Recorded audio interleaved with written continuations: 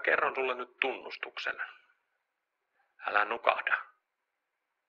10 vuotta sitten meidän lomamatka päättyi todella ikävästi.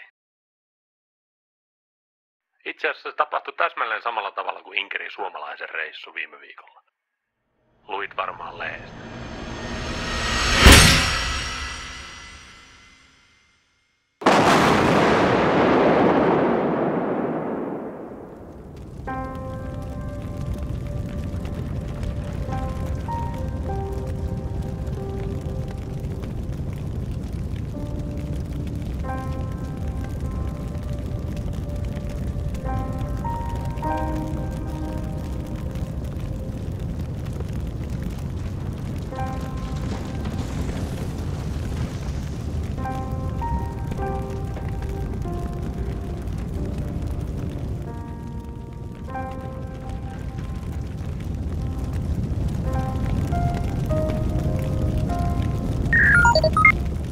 Tielle oli tippunut säkki.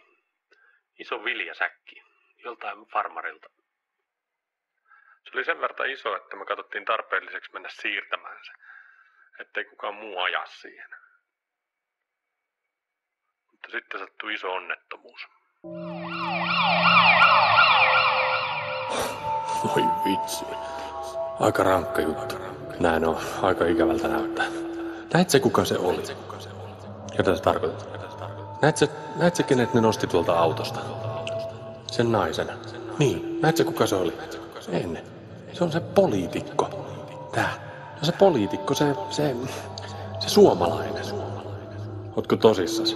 Kyllä. Siltä se ainakin näytti. No voi Kristus.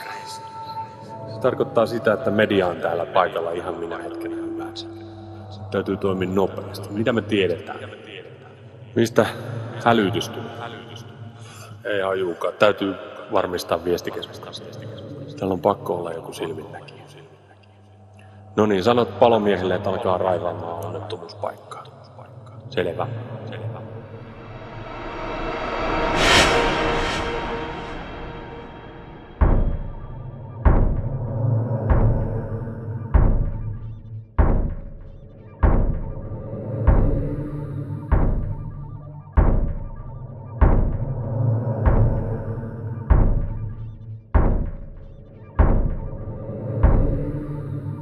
Tunnustukseni on se, että mä oon ollut kaiken tapahtuneen jälkeen pakkomielteisin kiinnostunut vastuusta.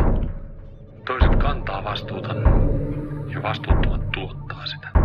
Kohtalolla on myös merkittävä rooli tässä, mutta en tiedä olisinko vastuuntuntoinen, jos uskoisin kohtaloon. Niin tai näin, olen ainakin saanut jonkinlaisen käsityksen siitä, mitä säkillinen vastuuta painaa. Joko sä nukahdit? Missä sä muuten aiot ite lomailla ensi kesänä?